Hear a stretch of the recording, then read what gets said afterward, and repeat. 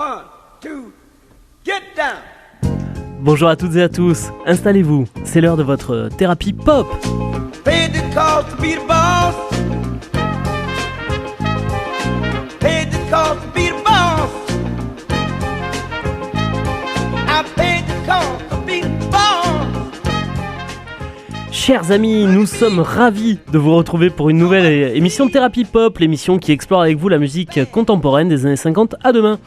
Comme à l'accoutumée, c'est de Gauthier que je suis accompagné pour la thérapie de cette semaine. Salut Gauthier. Salut mon cher Théo.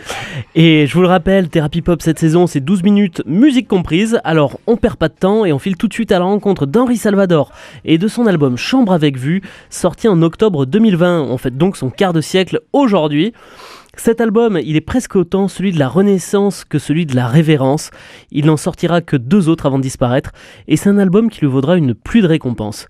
Gauthier, je te propose de commencer par nous présenter le contexte. Le contexte toujours, mon cher Théo, un peu de Toujours. contexte. Un album n'apparaît jamais comme ça. Il y a une histoire. Alors, on y reviendra, hein, mais c'est, tu l'as dit, un vrai retour artistique pour Henri Salvador après des années beaucoup plus discrètes. On y reviendra, mais la victoire de la musique l'ont très largement salué. C'est un album qui est produit par un dénommé Mark Di Domenico pour Virgin Records. Environ 48 minutes et 13 morceaux, porteurs d'une élégance pudique, magnifique. Je sais que c'est pour ça, Théo, que tu l'aimes, cet album, pour sa douceur et ce son sur lequel on reviendra après. Et pour cet album, il a su s'entourer de quelques personnalités de la scène française et pas des moindres, Gauthier. Et oui, parce que pour faire un grand album, il faut de grandes personnes autour de toi. Alors, ce pauvre Marc Domenico, l'histoire ne dit pas, si tu veux, quel est son bagage. Non, regardons les textes notamment, qui sont signés par que des grands noms de la chanson. Alors, je vais vous sortir les 2 moins connus, Marc Estève et Art Mengo. Là, vous les connaissez peut-être pas forcément. Par contre, les 2 autres, oui. Karen Hahn, dont on n'entend plus trop parler d'ailleurs. Non, Karen Hahn, c'est vrai que... Ouais. Et Benjamin Biolay, bon, lui, par contre, vous en entendez parler. Il devrait sortir un album, je crois, d'ici la fin de l'année. Je me permets juste de revenir très rapidement sur Marc Estève. Je te coupe, parce que lui, il n'est pas chanteur du tout, mais il est auteur. Et il est auteur pour plein de chanteurs français, dont Florent Pagny, Francis Cabrel. Florent Pagny, on le remercie pas. Enrico Macias et plein d'autres. Et il bosse beaucoup avec Art Mengo. Justement, je te laisse poursuivre. Donc, j'en parlais, mon cher, notre cher Karen, il me coupe le mec, c'est insupportable. Benjamin Biolay, etc. pour plusieurs morceaux, excuse-moi, tu vois, tu m'en fais perdre mon vocabulaire. Il fait Dimanche, Vagabond, etc. Et notamment, mon cher Théo, je l'ai sélectionné parce que je sais que c'est celle-là que tu voulais entendre, Jardin d'hiver, pour un album qui est finalement presque un album de crooner porté par la voix si particulière de notre cher Henri, qui à l'époque a déjà son âge quand même. 83 ans, je crois, ou pas loin. À l'époque, il doit bien taper la 80. Ouais. Et donc voilà, du beau monde entre guillemets pour une réussite finale. Et il n'y a pas que pour l'écriture que Salvador s'est entouré, on note également un rajeunissement dans l'équipe de production. Gauthier. Le label Ixos et le producteur Philippe Ulrich à la manette qui entoure Salvador, donc pour une équipe qui est effectivement par rapport à ce cher Henri Salvador beaucoup plus jeune que lui, c'est pas difficile, beaucoup plus très créatif et pour nourrir une forme, mais on y reviendra mon cher Théo là aussi, une forme de renaissance artistique pour ce cher Henri. Eh bien moi je vous propose que sans plus attendre, on s'écoute Jardin d'hiver, ce chouette morceau d'Henri Salvador. Je voudrais du soleil vert, des dentelles et des théières, des photos de bord de mer, dans mon jardin d'hiver. Je voudrais de la lumière, comme en Nouvelle-Angleterre. Je veux changer d'atmosphère dans mon jardin d'hiver.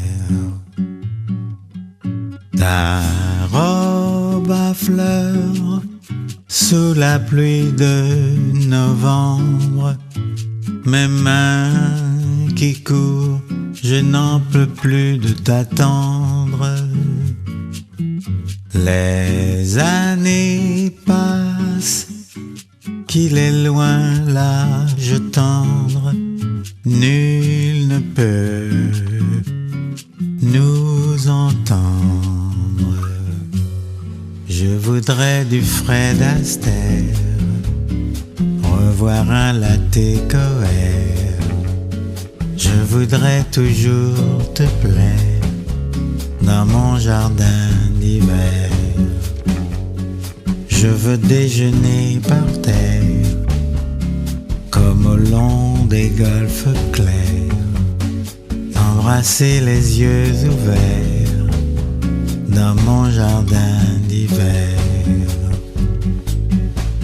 Ta robe à fleurs sous la pluie de novembre, mes mains qui courent, je n'en peux plus de t'attendre. Les années passent, qu'il est loin l'âge tendre, nul ne peut nous entendre.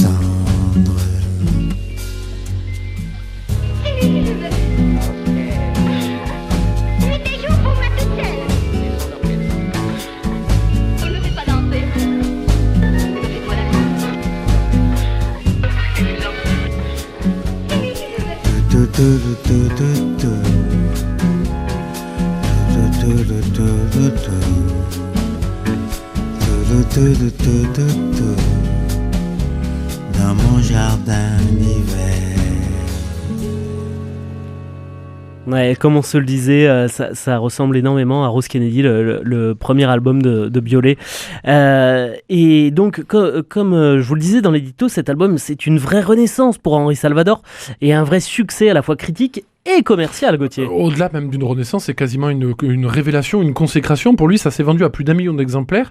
C'est absolument inédit dans sa carrière. Il n'aura jamais vendu autant d'albums.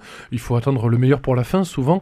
Et on le disait, les victoires de la musique le consacreront, puisqu'il en prendra 3 entre 2001 et 2002, confirmant ce retour absolument triomphal, ou tout du moins, encore une fois, cette reconnaissance pour la carrière de cet homme. On peut en effet parler de grands succès. Mais alors, Gauthier, quels sont les éléments qui font que cet album est un retour en grâce, à commencer par les influences musicales? Et c'est peut-être ça le plus important dans cet album, parce que on connaissait Henri Salvador un peu jazzman, entre guillemets, donc on retrouve des inspirations de jazz, bon, bien évidemment pop, chansons françaises, on a Benjamin Biolay à la commande, donc forcément les textes respirent la chanson française, et puis, et c'est peut-être là le talent de cet album, c'est d'apporter, et même dans la direction artistique, la pochette de l'album laisse à penser soit Cuba, soit en tout cas l'Amérique latine, et bien on apporte dans cet album un peu de bossa nova brésilienne, et qui va apporter presque cette texture un peu émouvante à cet album. C'est vraiment l'originalité dans la carrière de Henri Salvador de cet album. C'est vraiment la particularité. Et comme on l'a vu, il a su s'entourer pour enregistrer ce disque. Même dans le studio qu'on retrouve 2 duos ainsi que la participation d'un harmoniciste belge de talent, Gauthier. Toots Tillmans, oui, c'est quasiment un album de rap, ce truc, c'est que des featuring. C'est clair. Effectivement, on a Toots Tillmans sur la chanson, notamment Un tour de manège, auquel je vous laisse aller écouter l'harmonica absolument merveilleux qui apporte là encore une coloration très particulière à cet album. Un autre duo qu'on peut souligner avec une autre star de la chanson française qui connaît aussi presque à cette époque une forme de renaissance, c'est Françoise Hardy sur Le Fou de la Reine, là pour un peu de romantisme et de nostalgie. Ouais. Et puis il y a évidemment ce tube qu'on vient de s'écouter. Il est justement écrit par Karen Anne et Benjamin Biolay. Et voilà, qui ouvre l'album. Qui ouvre l'album pour autant il faut attendre le meilleur pour la fin, mais quand on peut commencer lourd, autant le faire aussi.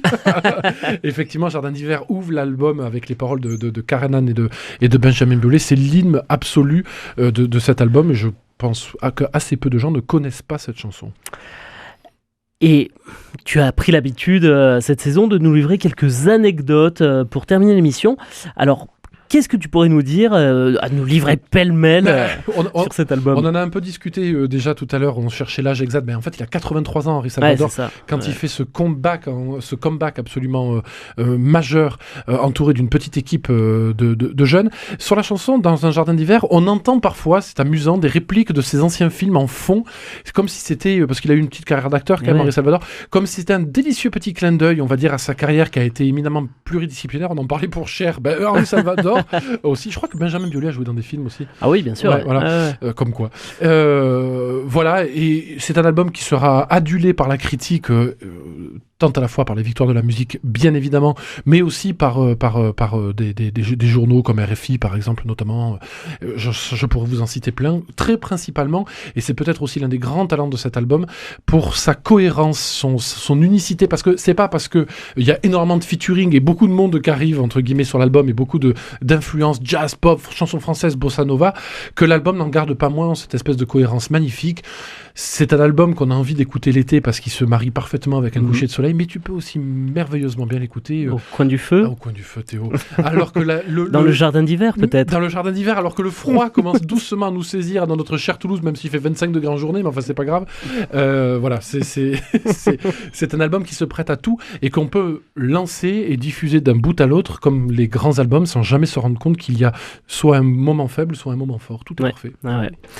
L'émission touche à sa fin, chers auditeurs. Vous l'aurez compris, même s'il l'a sorti sur le tard, à 83 ans, donc Chambre avec vue est l'un des albums les plus emblématiques de la longue carrière d'Henri Salvador. Alors, sachez que nous aurons le plaisir de vous retrouver dès la semaine prochaine pour une nouvelle thérapie, durant laquelle nous partirons à la rencontre de... Ouais, je suis plus... Joe Cocker. Eh ouais. Ça va parler d'amour aussi. Encore une fois. Encore. Je vous rappelle enfin que cette émission est disponible en réécoute sur le site de Radio Présence et des radios partenaires, ainsi que sur toutes les plateformes de podcast. Une très belle semaine à vous, une très belle semaine à toi, mon cher Gauthier. Salut Théo. Salut.